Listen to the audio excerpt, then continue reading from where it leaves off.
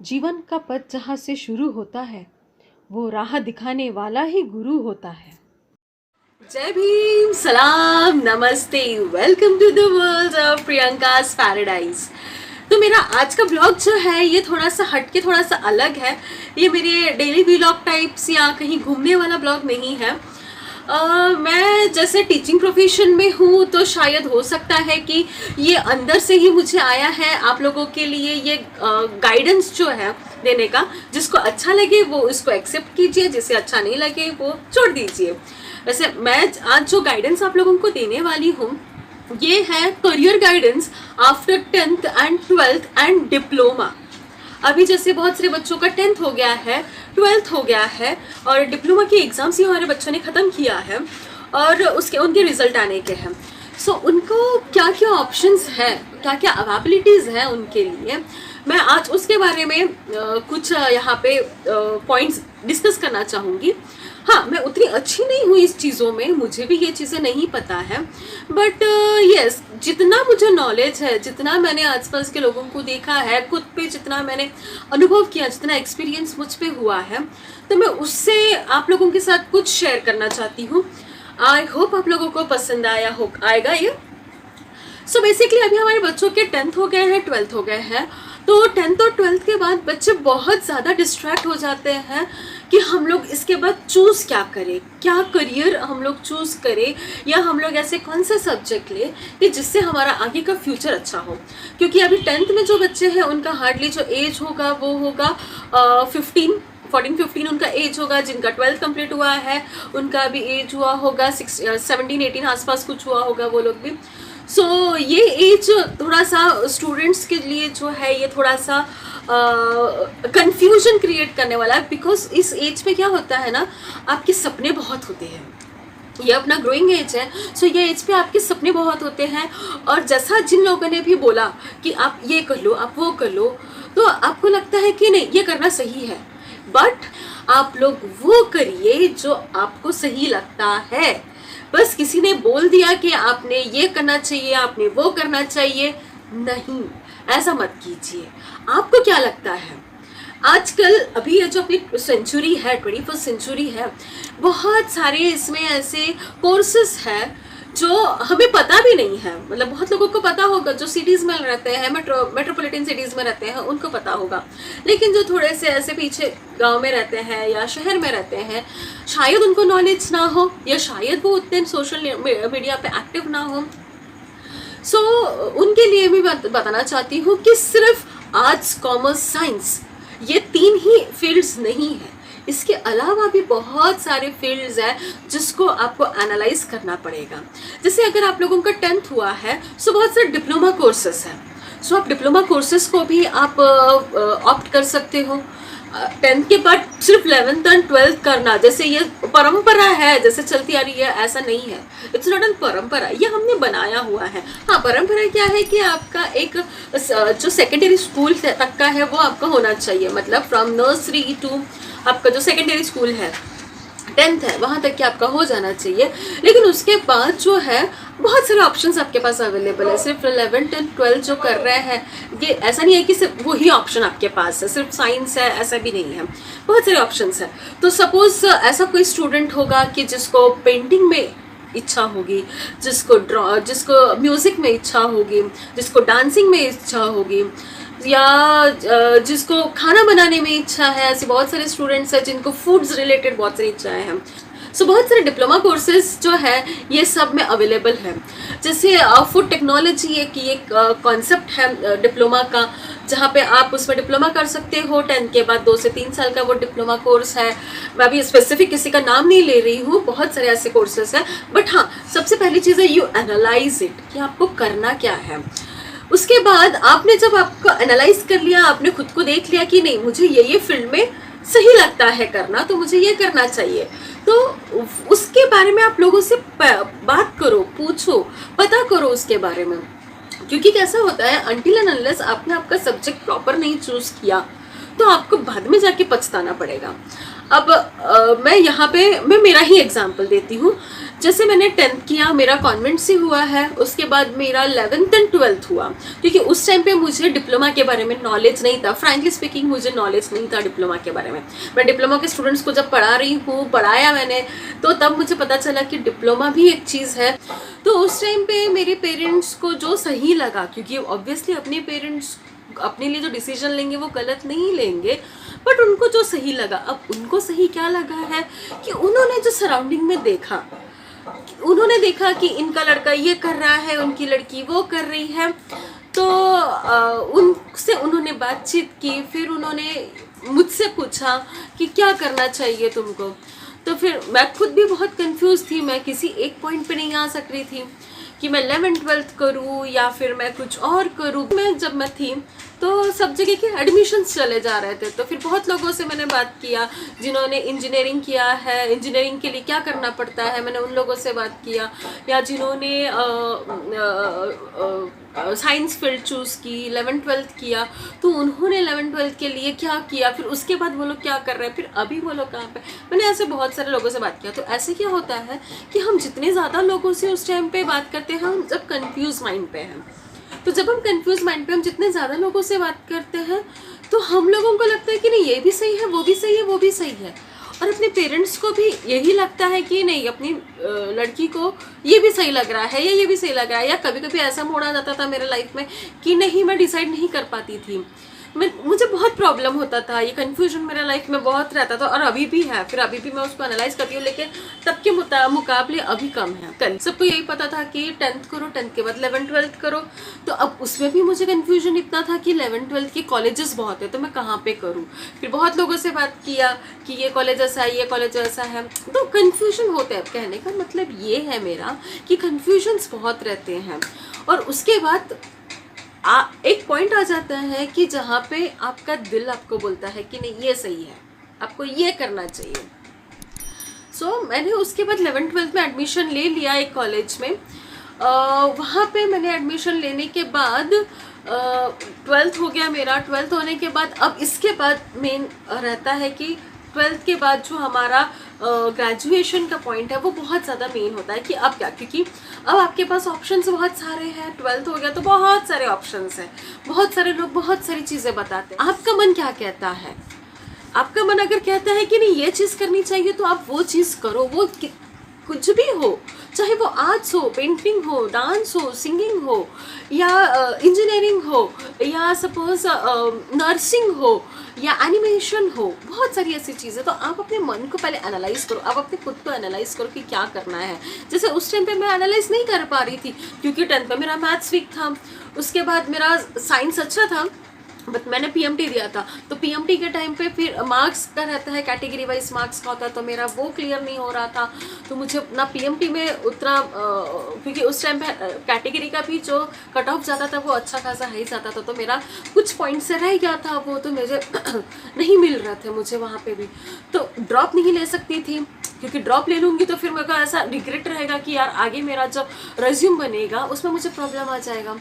तो अब क्या करूँ, इंजीनियरिंग जाना नहीं था, ये तो माइंड में था कि इंजीनियरिंग जाना नहीं था। और क्यों नहीं जाना था? क्योंकि मेरा मैथ्स वीक था, इसलिए मुझे इंजीनियरिंग जाना ही नहीं था। उसके बाद मैंने कन्फ्यूजन इतना था, क्योंकि मेरा पीएमटी में हो नहीं रहा था, मेरा मेडिकल में हो नहीं रहा था, तो फिर मैंने ले लिया बीएससी में एडमिशन। लेकिन बीएससी में एडमिशन लेने के बाद मुझे ऐसा लगा कि नहीं, मुझे बीएससी में इंटरेस्ट नहीं आ रहा है, क्योंकि मैं वहाँ पे जाने के बाद मैंने जब वो पढ़ा मुझे नहीं इंटरेस्ट आने लगा उसमें, बिल्कुल भी नहीं इंटरेस्ट आता था। मतलब मैं कॉलेज जाती थी और लिटरली जब घर आती थी तो एकदम ऐसे ब्लैंक हो जाती थी, मैं क्या कर रही हूँ, क्यों कर रही हूँ, मेरा ऐसा हो जाता था। तो ये सब मेरे स्ट्रगल जो है मेरी फैमिली मेम्बर्स ने देखा, मेरे पापा ने देखा, मेरी मम्मी ने देखा, मेरी बहन ने देखा कि ये बहुत ज़्यादा कंफ्यूज हो रही है और उसको नहीं समझ रहा है। तो एक दिन मेरे पापा ने क्या किया कि शायद कोई उनके ऑफिस में ही डिस्कशन हो रहा होगा कि कोई इंजीनियरिंग कॉलेज में उनके लड़के ने एडमिशन ली होगी, तो वो ऑफिस में डिस्कशन हुआ होगा। तो मेरे पापा ने क्या किया कि ऑफिस से ही, घर पे ना आते हुए ऑफिस से ही वो इंजीनियरिंग कॉलेज में गए, और वहाँ पे उन्होंने इन सब का इंजीनियरिंग का जो स्ट्रक्चर है, एडमिशन स्ट्रक्चर है, पैटर्न है, वो सब एनालाइज किया, उनके प्रिंसिपल से मिले और उन्होंने भी बताया कि किस तरीके से होता है 10th-12th के बाद। तो मेरे पापा कन्विंस हो गए। तो ऑब्वियस है कॉलेज वाले हैं, उनको एडमिशन चाहिए तो वो तो कन्विंस करेंगे ही। और उस टाइम पे ये सब समझ हमको नहीं थी, तो मेरे पापा कन्विंस हो गए और मुझे आके घर में बताया कि ऐसा ऐसा है, सीट अवेलेबल है और हो जाएगा। तो उस टाइम पे आईटी वहाँ पे था, तो आईटी में सीट अवेलेबल थी और मेरा मैनेजमेंट कोटा पे कर लिया एडमिशन वहाँ पे। मैं आई वॉज लाइक नहीं करना, बीएससी नहीं करना तो ठीक है, मैं इंजीनियरिंग कर, बिकॉज मैं खुद क्लियर ही नहीं थी मेरे व्यूज़ को लेके। मैं 12th में भी आ गई तो भी मैं मेरे व्यूज़ को लेके कि मुझे क्या करना है, क्या सिलेक्ट करना है, मैं नहीं क्लियर थी। तो मैंने इंजीनियरिंग किया, which was again I am saying मेरा फील्ड नहीं था। जैसे मैंने आपको अभी बोला कि इंजीनियरिंग तो मैंने नहीं बोला था खुद को, बट मेरे पास ऑप्शन नहीं था क्योंकि मैंने बीएससी करके देख लिया था। बीएससी में मुझे नहीं मज़ा आ रही थी, मुझे नहीं वो इंटरेस्टिंग लग रहा था। इंजीनियरिंग किया। मेरी मम्मी ने उस टाइम पे मुझे बोला नहीं इंजीनियरिंग करना है तो तुम मेडिकल में भी जा सकती हो अगर जाना है तो, लेकिन नर्सिंग। फिर मम्मी ने मुझे नर्सिंग वाला ऑप्शन दिया था क्योंकि मेरी मम्मी खुद नर्स है, तो मम्मी भी चाहती थी कि कोई एक घर में हो, अगर मेडिकल में जाना ही है तो फिर नर्सिंग कर ले। लेकिन मुझे नहीं, मुझे वो भी नहीं करना था। तो अब पापा ने मेरे को कन्विंस कर लिया था इंजीनियरिंग के लिए, ले लिया एडमिशन, जो होगा देख लिया जाएगा। तो वो एक अपना एज होता है कि अपन चीज़ों को एडजस्ट नहीं कर पाते, कंफर्टेबल नहीं हो पाते हैं। तो उस टाइम पे भी मैथ्स था, मैथ्स देख के मेरा वैसा ही जैसे नंबर्स भागते हैं ना, वो तारे ज़मीन पे जैसे उसके सामने नंबर्स डांस करने लगते हैं, एग्जैक्टली वैसा ही होता था मुझे मैथ्स को लेके। उसके बाद इंजीनियरिंग ड्राइंग था, ड्राइंग का भी मुझे ड्राइंग मेरा अच्छा नहीं है, सो ड्राइंग में भी मेरी वाट लग गई होती थी। कहने का मतलब ये है कि जस्ट बिकॉज मैं खुद कंफ्यूज थी, मैंने खुद को एनालाइज नहीं किया, मैं वहाँ पे आ गई। अब ग्रेजुएशन एक बार जब आपका हो जाता है जैसे तैसे, फिर उसमें जो तुम्हारे अप्स एंड डाउन है उसको हैंडल करते आना चाहिए। अभी के स्टूडेंट्स को वैसा नहीं है। अगर तुम्हें बैक लग गया है तो बाप रे, ड्रॉप हो गया अगर तुम्हारा ईयर, तो वो बहुत ज़्यादा फ्रस्ट्रेटेड हो जाते हैं।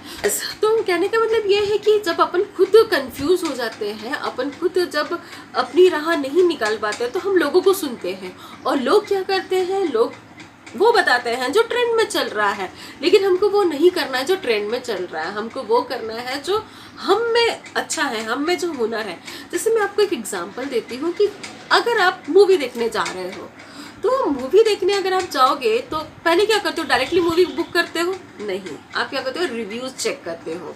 आप कोई ऑनलाइन ऑर्डर बुला रहे हो, कोई भी प्रोडक्ट बुला रहे हो, तो आप क्या करते हो, पहले उसका रिव्यू चेक करते हो और उसके बाद ही आप उस प्रोडक्ट को बुलाते हो। मतलब आपने क्या किया, उसको एनालाइज किया और तभी आपने वो प्रोडक्ट बुलाया। अगर आपको अच्छा लगा तो ही बुलाया।